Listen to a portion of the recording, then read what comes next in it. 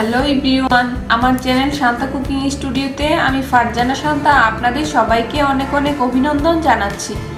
আজকে আপনাদের জন্য আমি একটি মিষ্টি রেসিপি নিয়ে এসেছি। মিষ্টিটি হলো ছানার কাঁচাগোল্লা, আবার এটাকে অঞ্চল ভেদে কোনো অঞ্চলে প্রাণহারাও বলা হয়।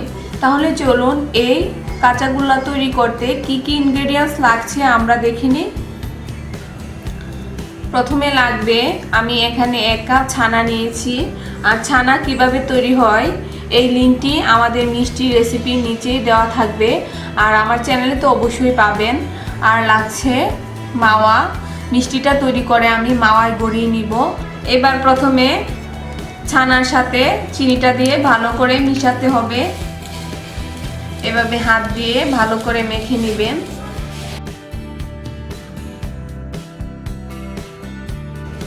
ভালো করে মাখানো হয়ে গেছে।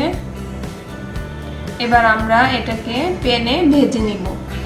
আমি চুলায় একটি প্যান বসিয়ে নিয়েছি। এবার আমি এর মধ্যে ছানা আর চিনিটা যে মাখিয়েছিলাম ওইটা আমি দিয়ে দিচ্ছি। এবার এটাকে চুলার আঁচ কমিয়ে আস্তে আস্তে ভাজতে হবে। প্রথমে এটা আমি চিনিটা আইসিং সুগার ইউজ করিনি, নর্মাল চিনি ইউজ করেছি। তার জন্য এটা পানিটা একটু ছাড়বে, এতে ভয় পাওয়ার কোনো কারণ নেই।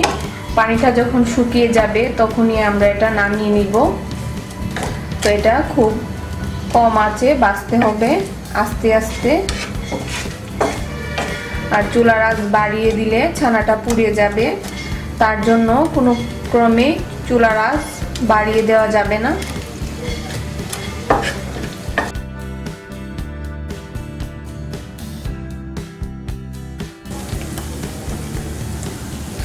যখন চিনির পানিটা শুকিয়ে যাবে আর ধরলে একটু বুঝবেন যে আঠালো একটা ভাব হয়েছে, তখনই এটা চুলা থেকে নামিয়ে নেবেন। আমারটা হয়ে গেছে, এখন আমি চুলা থেকে নামিয়ে নিব। আমার ছানা ঠান্ডা হয়েছে পরে আমি ভালো করে মেখে নিয়েছি। এখন আমি এভাবে হাত দিয়ে কাঁচাগোল্লাগুলো বানিয়ে নিব, তারপর এভাবে মাওয়ার মধ্যে গড়িয়ে নিব।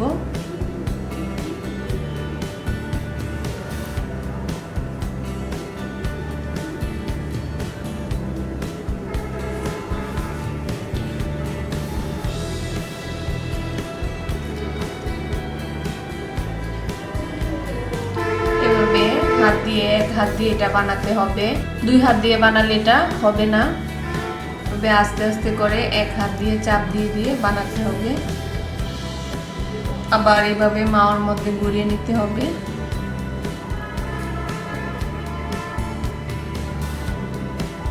তৈরি হয়ে গেছে আমাদের মজাদার কাঁচাগোল্লা কিংবা প্রাণহারা মিষ্টি।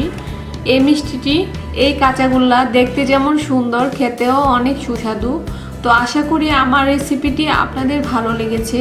প্রতিদিন সহজ সহজ সুন্দর সুন্দর নতুন নতুন রেসিপি পেতে আমাদের চ্যানেলটি অবশ্যই সাবস্ক্রাইব করুন। সবাই ভালো থাকবেন, সুস্থ থাকবেন। সবাইকে ধন্যবাদ। আল্লাহ হাফেজ।